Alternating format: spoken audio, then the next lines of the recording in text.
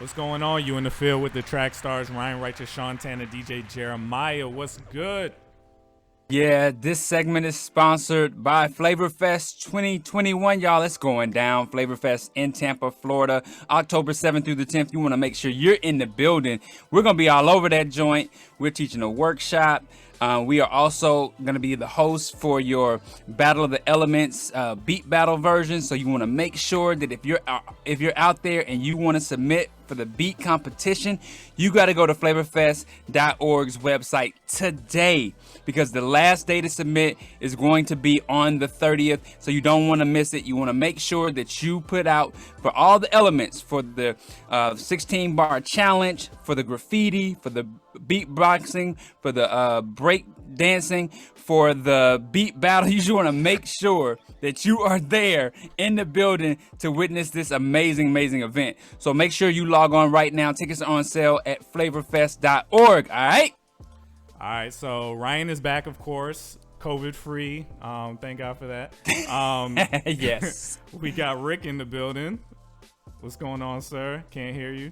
And we got Angie Rose. Yeah, Angie Rose in the building. What's up? So we haven't talked to you in a long time.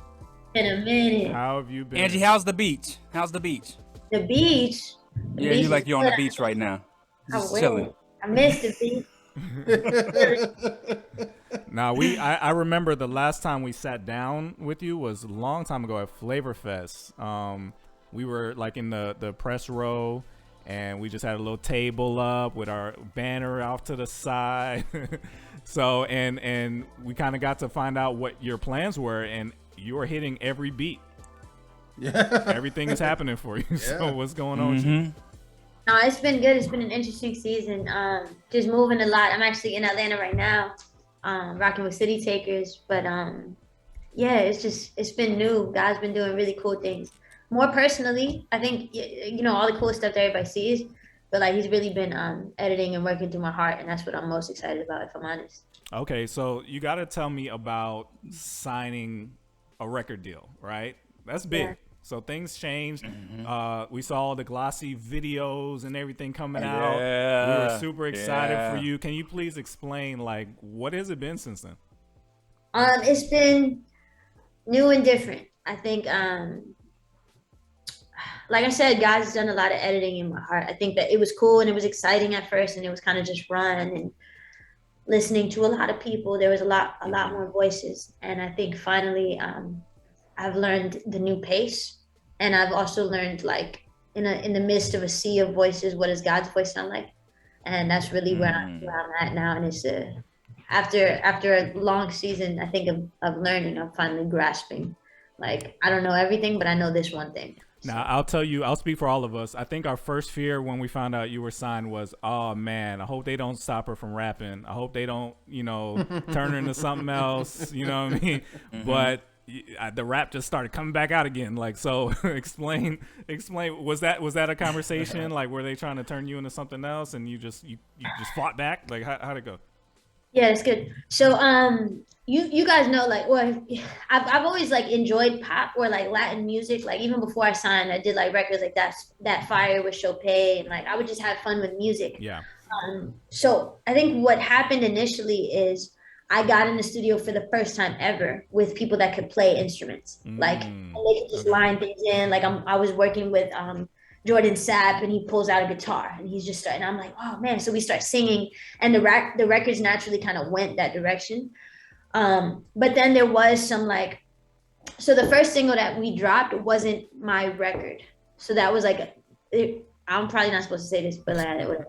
That was like a big fight. Like, that was because it was a record that we wrote for Sync, specifically for an action movie. Oh, I see. Oh. Okay. It was never my record, and then it became, we played it for like whoopie wah, whatever, all these, and it was all these names that you could Google, and I was like, ooh, and then I was like, but this ain't my song, like, this is hard. So what ended up happening was like, oh, let's go to Miami and let's make it more Latin, like, they tried to do all these things to get me to fit into the record. And, I think ultimately I just came to the space of like, man, I want to create music. I want to explore music, but I have to make sure that I feel genuinely attached to it. And so that's kind of the new phase. Like there's no, I'm really tired, so I'm gonna make sure that I get my words out here. I haven't slept a couple days, but I want to be attached to purpose. I want to be attached to message. I want to be attached to meaning and have fun with the music. And I think that that's kind of where I've been able to get. And low key, because of the world closing, we were able to make the record that everybody's like, "Oh, you sound like you again." And I'm like, "Thank you, Jesus." That's awesome. That's awesome. Yeah. Go ahead, So Jeremiah. Angie, oh, go ahead, Ryan. Go ahead, Jeremiah. Oh, I was gonna ask, just talking about that and just like, because kind of like what Sean was saying is like we expected one thing, but then got something else, and then like talk about that journey with the label, like just saying like, hey, the pop stuff is cool, but I'm from the Boogie Down Bronx. I'll rap. I do this. So how did you like? What was that conversation with the label like? I think what's really cool is like they're dope people, so they're not like just like these robots or like, and they love Jesus. Like my core team loves Jesus. So, I think in the journey to find like identity, I think that the truth is that we were all kind of learning, and I think that I shined, I locked in, and everybody saw this potential. And like initially, and I'm gonna just say it just because it's easier to blatantly tell the truth. It was like, oh, J-Lo 2.0, Cardi B's cousin, like, and it's like, but Is that written down on like a vision board for you? No, like I ain't see it, but I'm pretty sure it was somewhere. Yeah, got it. But so it was this like everybody saw potential and everybody saw these things, and what God has shown me since then is I don't buy potential, I buy purpose. And it's like, yo, who are you and who are you meant to be? And so the truth is I had to learn that, and I'm still desiring to keep learning that, but I had to learn that so that I can like learn that a no is can be an answer. Like, no, that's just not it. And it doesn't have to be aggressive. It doesn't have to be a fight. It can be like, that's just not who I am. And what's beautiful is because we've grown in relationship and I have a team that, like I said, loves Jesus, they've been able to allow me to grow in that. Like, okay, because you can't say I didn't try what you asked me to do. You can't say that I wasn't malleable and I wasn't open. But now it's like, yo, let's let her kind of enjoy this engine. And what's really cool is God's been aligning interesting things. Like I've been able to work with people recently that I'm just like blown away, and I'm just like, okay, like being who you are is the best gift. Yeah, and I don't mean to even say like the stuff you were putting out, the I guess the J-Lo sound that you were putting out was amazing. Like it wasn't anything that we thought wasn't you or good or anything. It's just that we know how good you are at rapping, so we were just like, oh, please don't let them take that element away from her, because that's just such a superpower that you don't want to hide, you know what I mean? So I think all of it was very well done. It all looked very impressive. So I think it's good that you know how to play in both lanes, and combining it well into one artist is awesome. So I wouldn't lose any of that. The blessing that came from that, like if I'm honest, like that's why I'm grateful for that team, because it's like, yo, I don't think I would have, like the record Like Gold, I don't think that I would have ever known that I could do that had I not tried. And now I'm like, this is really fun. Like it's fun to write textured, full, fun musical records. Right. And so now it's just kind of learning to, okay, I went all the way left, I went all the way right. How do I fly right here? Exactly. So learning, I'm just learning. So my music will continue to shift and evolve. And that's good. Yeah. Angie, how supportive is the label when you come back to this space? Like, do they encourage it to say, hey, go back to your roots and, stay grounded with them? Is that something that they want you to do, or? So what's really cool is I got to submit this project, the full 7 songs. So I wasn't like shooting them singles. Like that whole project got written in 5 days. Like it was like going back to the beginning when I did my first little mixtape. That whole first project I ran in 5 days, and we shot it to them, and they loved the music as a whole. And I think because it got shot as a package, they weren't like, oh, she's just trying to rap, or she's just trying to woo woo. Like they got to hear, like I did a little bit of pop, I did a little bit of dance, I did a little bit of this, and then I just rapped in increments. And I think they could appreciate the like holistic view. So I think if I would just shot them like, maybe Pain Inside My Eyes, or just shot them like, some of the more rappy type of records, it probably would have been a hard sell, but because they were tucked in the middle of a bigger story, I think they appreciated it. Does the same go for you being back in the CHH space, like the City Takers and, all the different festivals and events that we still do? Oh, well,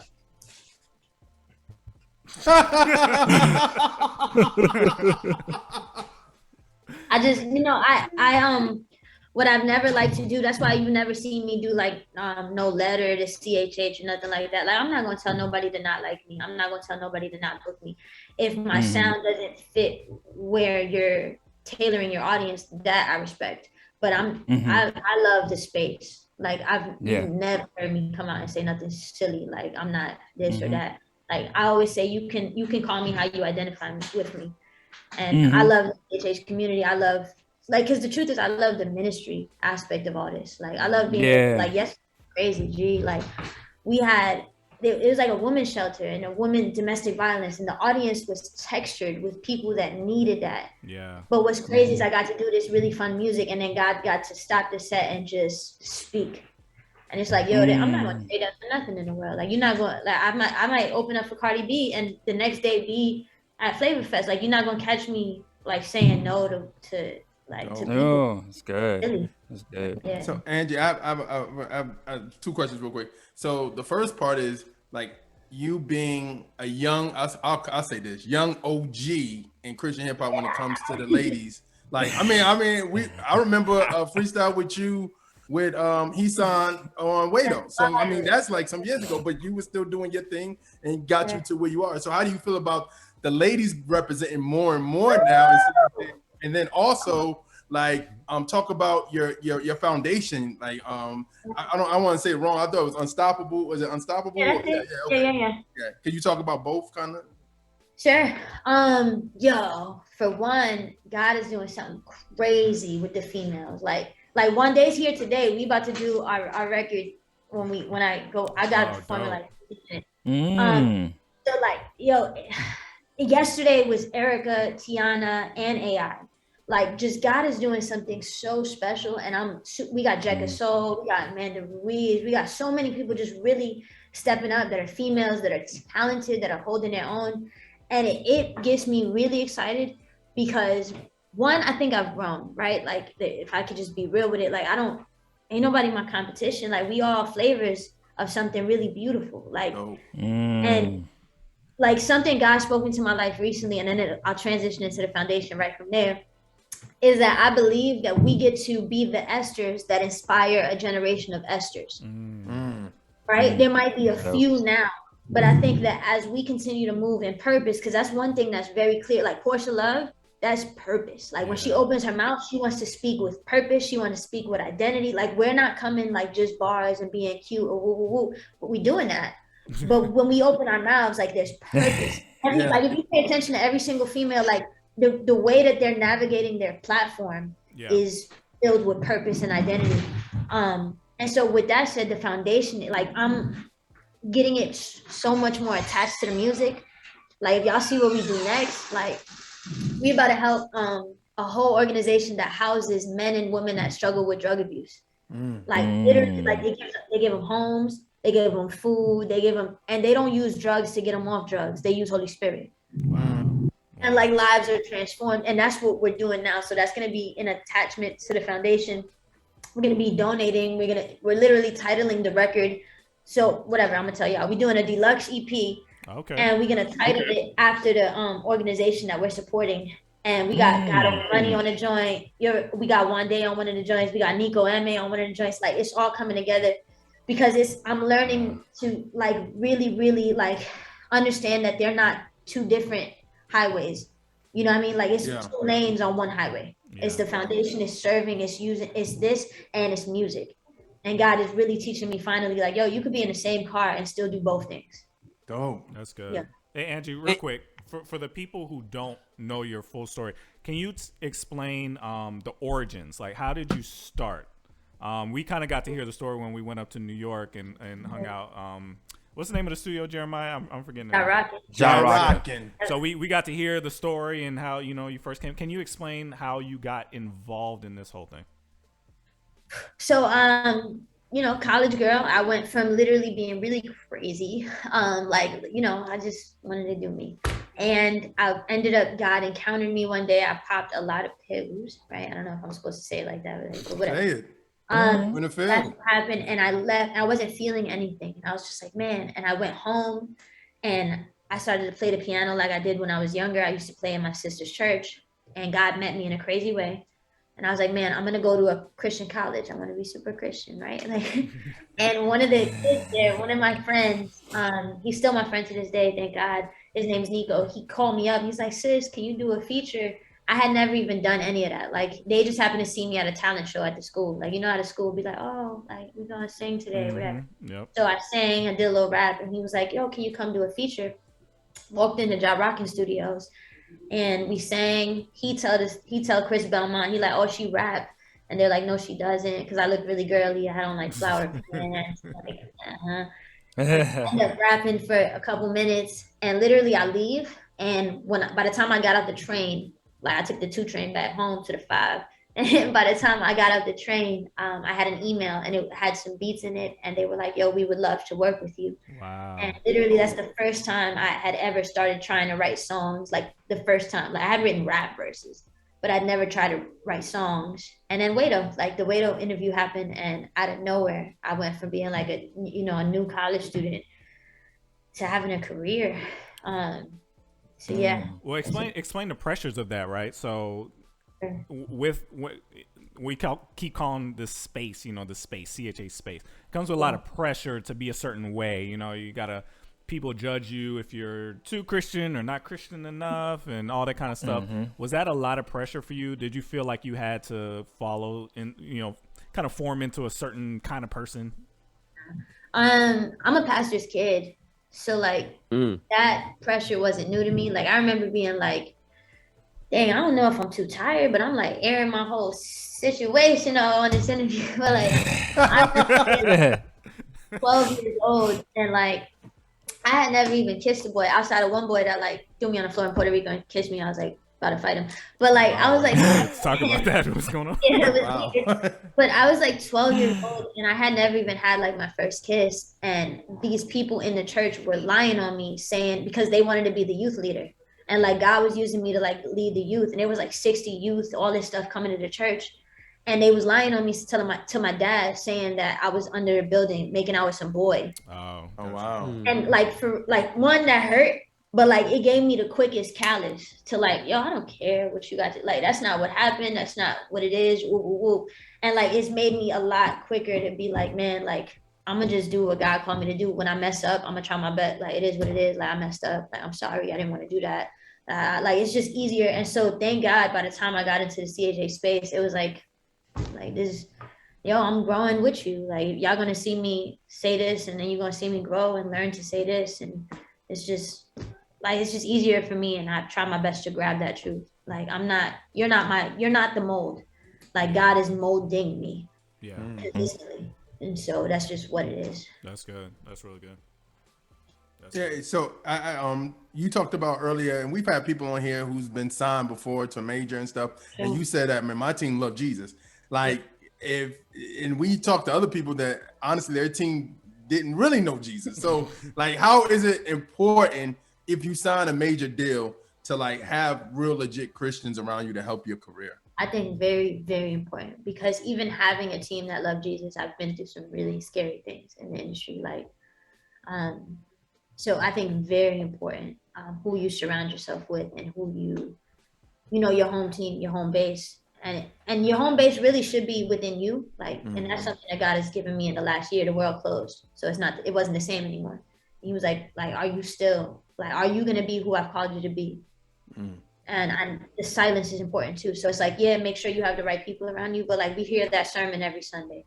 What about being the right person around you to yourself? Go ahead, Ryan. No, that was me. Sorry. Hey, Angie. So not necessarily your thing, right? Like not your scary thing that happened in the industry, but what are some scary things that could happen in the industry? I know some people may never get that shot, right, to understand what that looks like. But some people may be, heading into that direction. So what are some scary things in industry that you need to have a good team around you to look out for? Well, being pulled in the wrong directions, like the things that we see people doing are not like random things. Like you know, some people that's who they want to be, and they're like using shock value and da da da. But like, there's really like some people that are like pushing a certain agenda, and they're like, man, this is the, and it's again, it's not like weird. I'm not being on no conspiracy theory. I'm not trying to scare nobody. But like there are, because it gets there, like it gets very like Facts. like, but like it's not so much that, but there are people that are like, yo, this is the image that sells, and they'll continue to repeat that message over and over and over and over again. Like they're not gonna get tired unless you become unpopular to them. You know, so it's like realizing like, man, what God has called me to do is what God has called me to do. And I've got to hone in, I've got to hold that tight, because the scariest thing is losing yourself and then being famous, because then you're trapped in your success. Like your success literally becomes a jail cell. And that's why we see so many artists committing suicide. Angie, are there any challenges being a single young female as an artist, you know, rising in popularity? We have some young ladies on our team that are single, and we hear their stories. Are you facing any challenges? You know, is it difficult at all? It'd be a little difficult to just be single, like. Yeah, I mean that is it's. I don't want to. I'm just waiting for the man that God has called, and I think like trusting God enough to know when He hasn't called that person. Yeah, is hard. That's where records like Infatuation come from. Like I'm a girl that's growing, and so I think my best advice is like be who you are, and like be okay with telling the story of growth. Like be okay with growing in your records, and trusting God, because that's gonna minister. I think that speaks volumes to the other people around you, and it also frees you up, like your identity. You're allowed to grow and be who you're meant to be. Do you have any advice to the young ladies though as well? Because I can imagine there's a lot of people in your comments and DMs and all that kind of stuff. How are you identifying like this is a good man of God and this is just somebody that's just trying to chase? You know what I'm saying? Like, how is there any advice to say young ladies? Yeah. Go ahead. I think you just feel that, like you know what's going on. Like, well, maybe not. I don't know. I had a big brother. He was a player, and he taught me all this stuff. You were thinking like a man before. Yeah, he was quick. But I think like really valuing yourself is the most important thing. And I hate saying these like really gimmicky things that everybody says, but like, yo, it's so true. Because like once you know like how much you're worth and how dope you are, like you're not gonna let anybody treat you any kind of way. Like you, like in Spanish they say mejor sola que mal acompañada. And that means better alone than in bad company. Yeah. Like I think that comes from value. Like you'd be like, you know what, I'm good by myself. Like you're not gonna come into my life and make it this way. Like that's not what's gonna happen. Hey, Andrew, say that one more time for us. Mejor sola que mal acompañada. Bet. Hey, I have a question about the videos, because I mean, Jesus, like they are amazing, right? So how is it working? Like, I mean, I know, videos what they used to be like, right? But right now, how is it like creating these brand new videos that are going to be, spectacular, right? But at the same, I mean, that wasn't on purpose, but but that the video is going to be crazy. How is it like working in that space? But you don't know, right? Because I shot one of the most amazing videos I think I've ever shot, and it ended up having to get cut to Instagram. Despite like, yeah, so like you don't know, and I think but why? I'm still that's a I know there's a story. I'm trying to prod you on it. You don't have to say anything. They are literally calling me on stage. I ain't gonna lie to you right now. Like I'm Go do your thing. Okay. We appreciate the time. Tell them let me hit the last thing. Do the videos that are going to be amazing. Like try your best to tell the truth, tell your story, but also be willing to let other people that are really creative and talented like pour into you. Don't have such an ego. Think that you're the only person that can come up with a great idea. That's good. Support Angie. people that do what they do. You're a writer, you're an artist, you're a singer. Let the visual creatives pour into you. Awesome. Tell everybody hi, Angie. We appreciate you. Thank you so much. Sorry we couldn't chill longer. No, you good. Thank you. Have a good one. Thank you guys. I'll see you soon. Okay. All right, enjoy the set. Oh yeah. We'll be there. All right, y'all. Bye-bye. See you. Bye. All right, so that was Angie Rose. We'll try and get her back on. She's in Atlanta. If we were back in the studio, it would have been That would've all been of them longer. young ladies in the room with us, chopping it up, man. So next time we'll try and make that happen. And that'd have been on mic 6. You 7 maybe. You in the field with the Trackstar. Sitting in the Ryan corner. Righteous, Sean Tanner, DJ Jeremiah. Let's go.